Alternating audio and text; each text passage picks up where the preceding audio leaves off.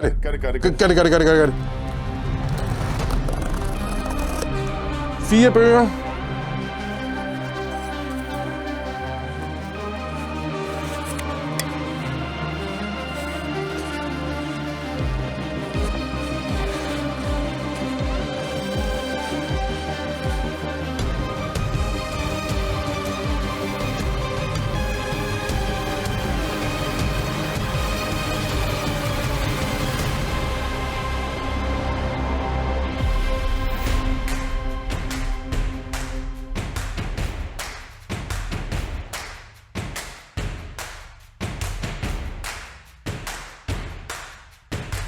Jamen, vi er på vej til København, fordi vi skal over og se Nøjeren-bog nummer 4 blive åbnet af kassen.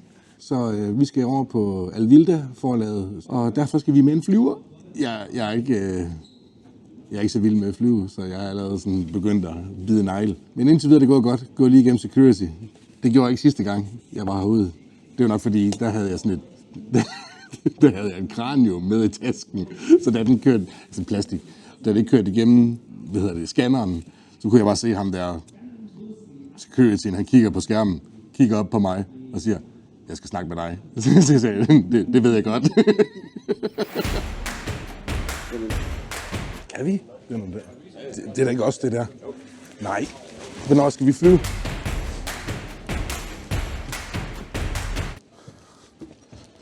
Sådan en powerwalk.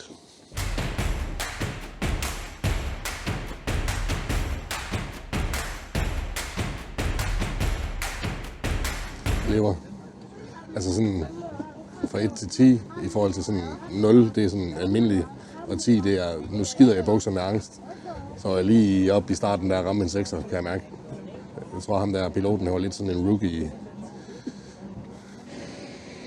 Hold kæft, jeg skal pisse.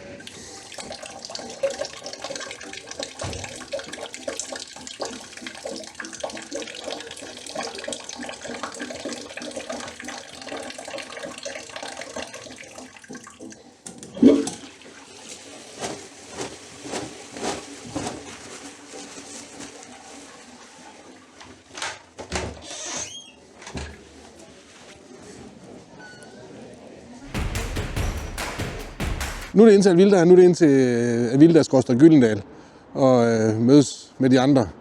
Og så skal vi ind. Nu skal vi ind i Storkøbenhavn.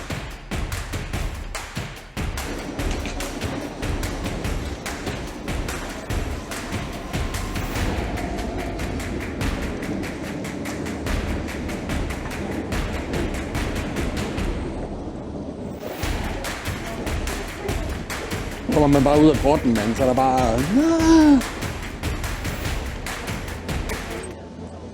Der sker noget. Der står folk i kø for. Det er noget med, at det er nu, du skal aflevere 1000 kronesedler. Og det er 3 steder, du kan gøre. Really? I Danmark. Og det er de der. Det er dig, der styrer på vej, vi skal. Det er en bare liv. Okay. Det er vildt med bygninger, der er højere end 2 etager, hva'? Det har vi sgu ikke i Frederikshavn, der. Ja, man går lidt som sådan den der vendelbog der. Hey, hvad så, mand?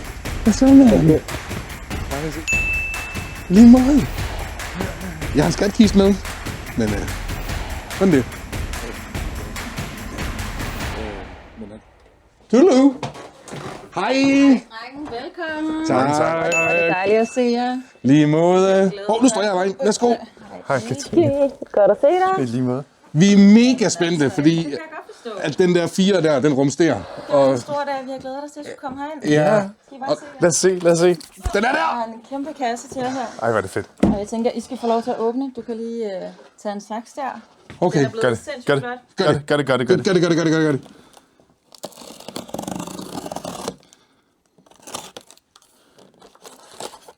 Og så...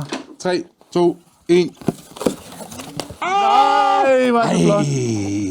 Ej, okay, den er fed. Den er flot. Den er rigtig flot, mand.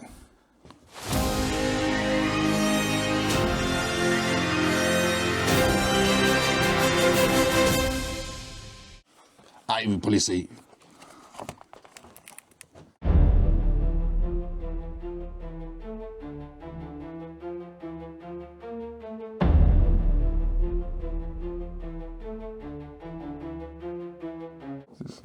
Den dufter ny. Det er lidt ligesom at komme ind i en ny bil.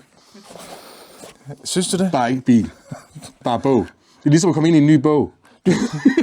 Og så bilder vi os ind, at den dufter af tryksværte, Ja. som det slet ikke dufter af mere. Nej. Ej, hvor er det fedt. Tillykke med det, drenge. Tusind tak. Tusind tak. Hvad synes I om den? Jamen altså, vi synes, den er blevet mega flot. Ja. Vi elsker den. Den passer godt sammen med de andre. Og ja, en god samlet serie. Hvis du skal sige sådan, hvad kendetegner, synes du, Nøjeren-bøgerne?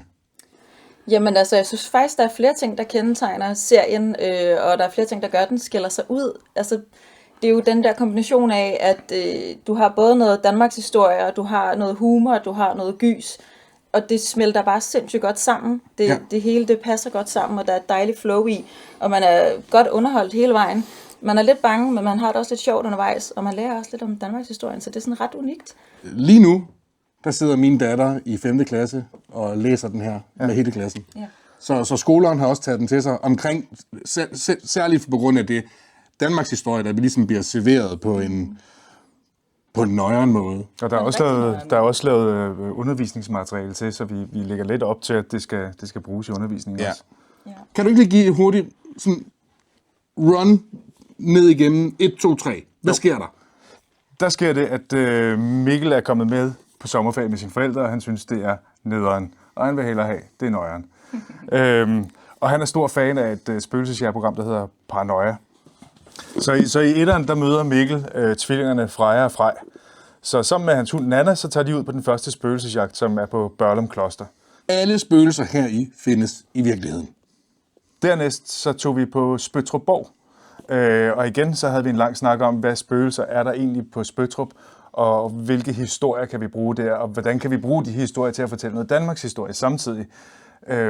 Så her der skruer vi op for uhyggen og møder den lange stodder blandt andet, og den grå dame, som blev danset ihjel. Yes. Der er mange, der siger, at den her er rigtig, rigtig uhyggelig. De fleste siger, at det er den mest uhyggelige af dem. Ja. Så tager vi 3'eren. Der skal vi til Brovst, til Bratskov Herregård. Og her der er det Danmarks historie, vi tager fat i. Det er hekseforfølgelsen. Hvordan Christian den 4. han fik sat gang i, at nu skulle der ryddes ud i alt hekse og troldtøj, og fik henrettet over 1000 mennesker, primært kvinder. Og det her, det foregår, de 3 første, de foregår over en sommerferie. Ja. Så er der faktisk en lille pause i historien, og det bliver efterårsferie. Mm-hmm. Og så kommer vi til... Nøjeren 4, til skræk og advarsel. Ja. Hvor de 3 første, de foregik i Nordjylland, hvor alle er der nogen også er optaget, så er vi her taget til Sjælland. Nærmere bestemt Kronborg. Ja. Og den del af Danmarks historien, vi tager fat i her, det er de offentlige henrettelser. Fordi vi var rigtig glade for at slå folk ihjel i al offentlighed i Danmark. Ja. Det var søndagsunderholdning på et tidspunkt. Ja. Og lige præcis ved Kronborg på stranden er der foregået sindssygt mange henrettelser. Hovedpersonen, eller hvad skal man sige, hovedspøgelset i 4'eren, det er en pirat, en sørøver, en kaper ved navn Jakob Rostrup. Ja. Og 4'eren udkommer den 21. maj. Og hvis man går ind på alvilda.dk, så kan man bestille bogen der. Hvis man bestiller 2 bøger, så får man 2 bøger for 1 bogspris. Det vil sige, det er 50% rabat. Så kan man jo købe alle 4, hvis man vil det. Ja, betal for 2. Og betale for 2. Eller hvis du så allerede har alle 3, så kan du købe 2 og forære en til en ven. Der er i hvert fald, der skal være bøger til alle. Og tilbuddet gælder i en begrænset periode, så det er med at komme ind og gøre det nu. Bøgerne er klar derinde fra nu af. Og det er jo så sådan, på bedste piratvis, så synes jeg, at der skal udlådes de her 4 bøger. Fordi her er en skattekiste. Jeg putter også lidt guld deri. 4 bøger, hele serien, kan lige være der. Gudskelov. Og så kommer der også lidt merchandise, en kasket, en t-shirt, og vi putter noget klistermærker, og vi putter noget bogmærker, og noget alt muligt goodies deri.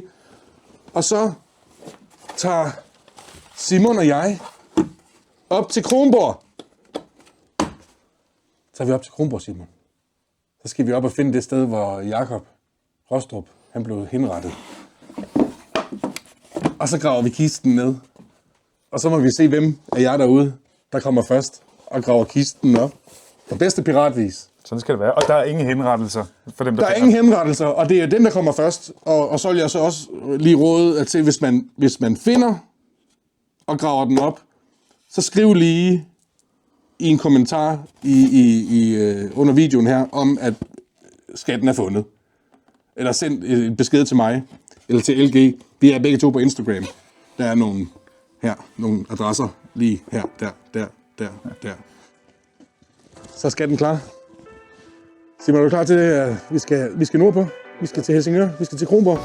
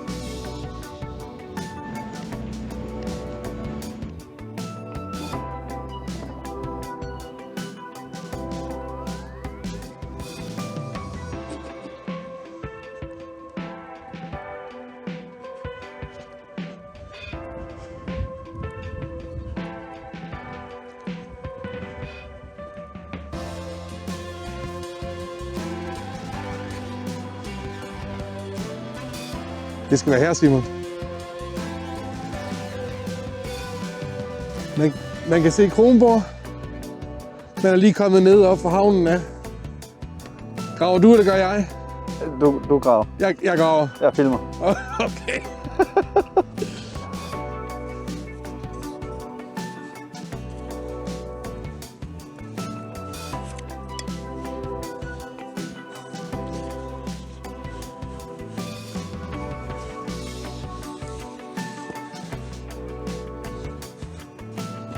Her er kisten. Med alle sagerne i. Lukker den.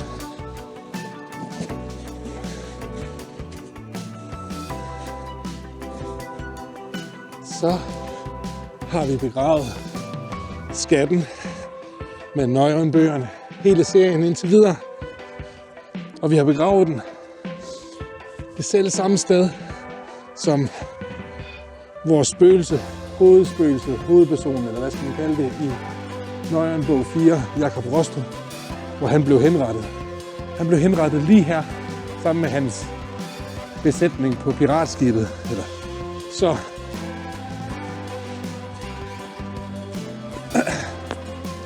når I kommer herned og leder efter skatten, så går man af hovedstien,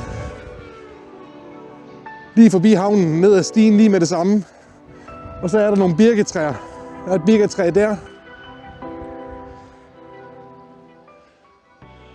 Og der er nogle træer der, og der er en busk der. Når man så kan se Kronborg dukker op, så vil man kunne se den her plads, at det er her skatten ligger begravet. Hvis du finder den, så husk at skrive til mig på Instagram og sige, at du har fundet skatten, og dele billedet, så der ikke er andre, der går forgæves herude.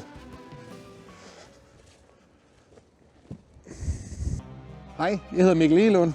Jeg har sammen med LG Jensen gjort den her Nøgenbog-serie, som handler om mig som spøgelsesjæger som 14-årig.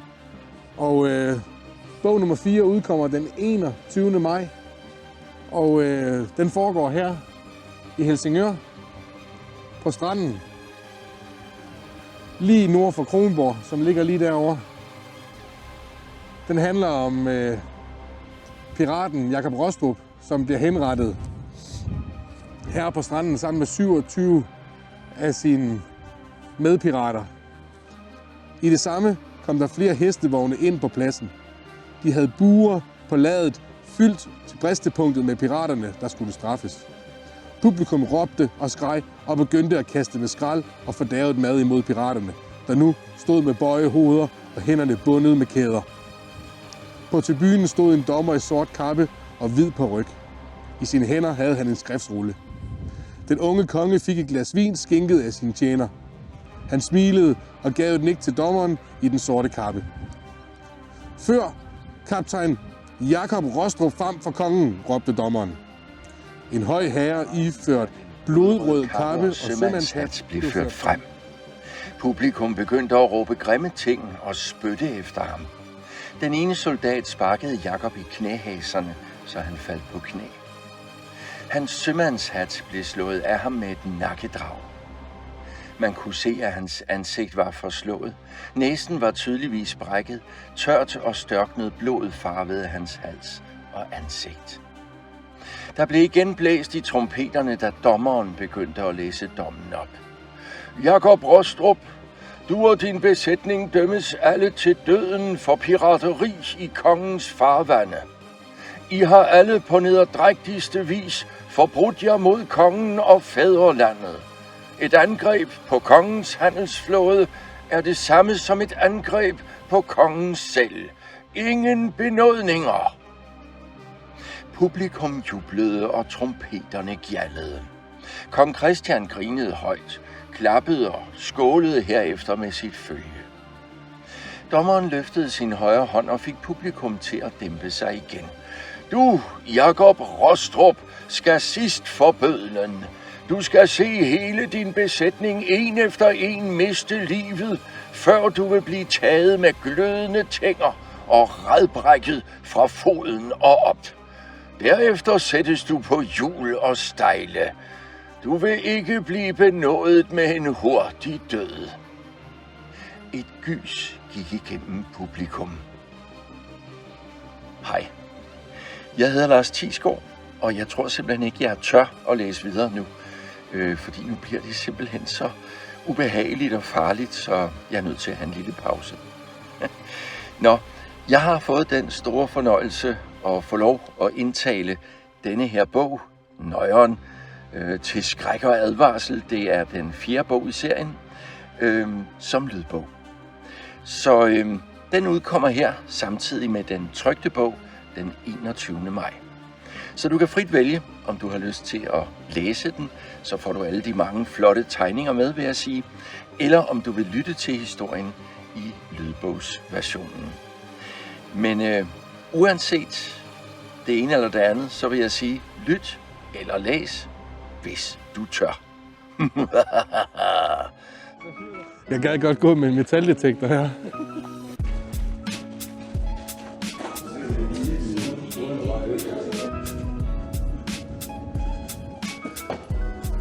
Okay, det er meget fedt, det her.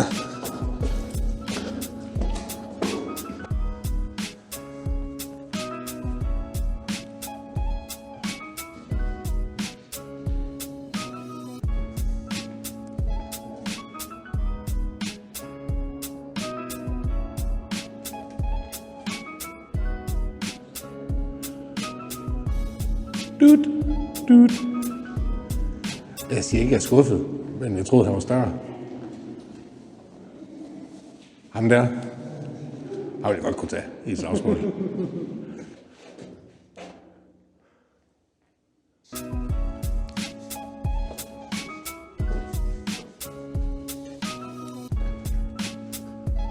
Hvis der er nogen, så lav en lyd.